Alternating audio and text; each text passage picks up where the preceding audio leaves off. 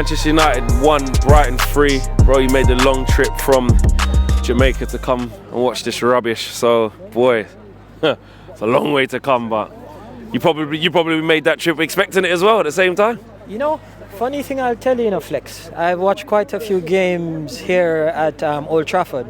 Well over 10.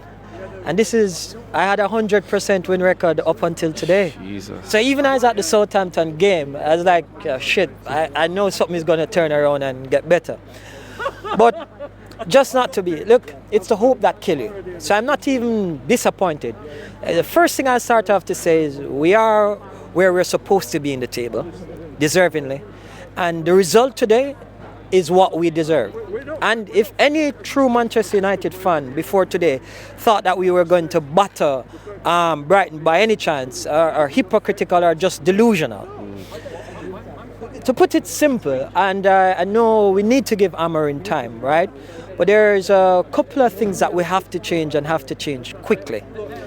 If we're going to play five at the back, right?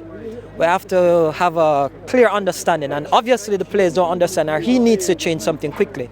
Meaning, when we're playing out from the back, it is, I'm sure if you were to look at a stat that talk about lateral movement, I know he says he wants us to control the game, but it's just far too much lateral movement. When we're playing out from the back, we can't play 5 at the back, and that's what we seem to be doing when we're playing out. We need to be 3, and then we overload midfield, and we need to play through the lines, but we're not doing that currently. So scared to have any pass between the lines into it. They just go back. Exactly, my point. No so you see why I'm talking. Absolutely. So here's a trick to it in where it needs to happen, and he needs to take responsibility. I'm not knocking him, but he has to fix that quickly because it's a simple tweak. If you play 5, it just becomes predictable. The same thing what Brighton did today and Southampton did is just, you know what? Go central, and they will eventually force it wide, and then that's when we squeeze. Press, and then the ball has to go long into the striker. And then it has to go. Yeah. No, the difference with Xerxes, and people give him a lot of stick on this, and what we need in terms of, people keep saying, oh, Kobe needs to go here, Bruno needs to go. No. What we need to do, even in training, we need to do more drills that break the line.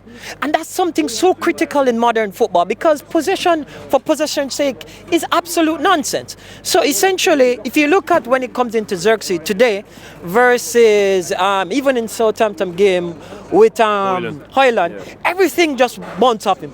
But to Xerxes, he literally comes, and even with his one touch, sometimes you don't have to hold up the ball. Sometimes you have to make that quick pass, which brings me to my next point. The runners off him, we're too reactive as a team.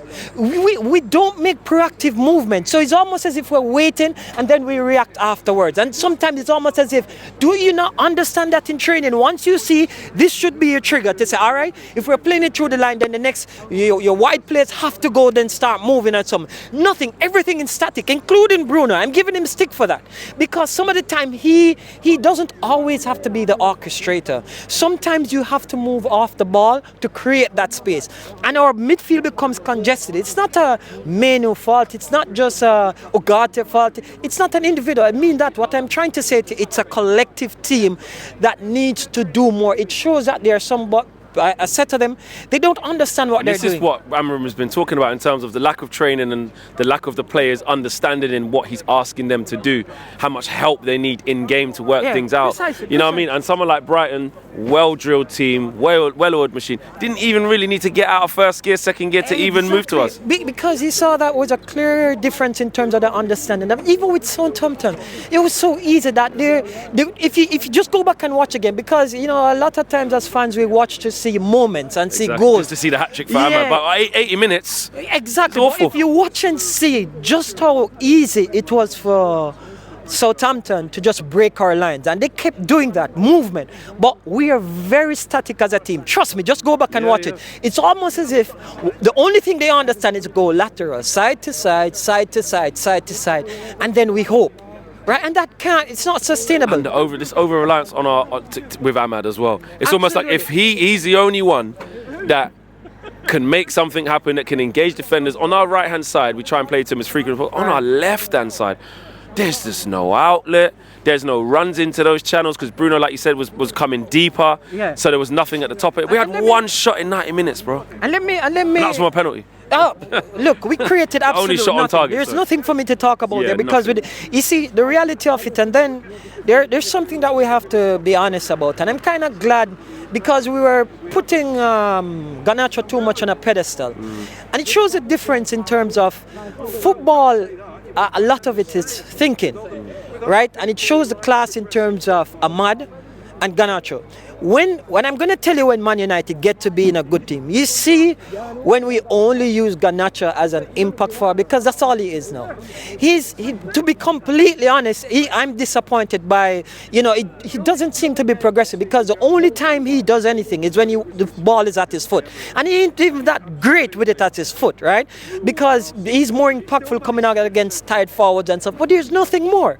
And we need more of that. Like, we need to get rid of Anthony very fast. He's going to be gone, I think, by tomorrow. Yeah. Very fast. And for those geezers who are ready to talk about if Rashford, no. Let me ask this question. I'll be completely honest with you. Even Xerxes puts more effort in terms of pressing the ball. If you look against Southampton on the goal that Ahmad scored and nicked it off.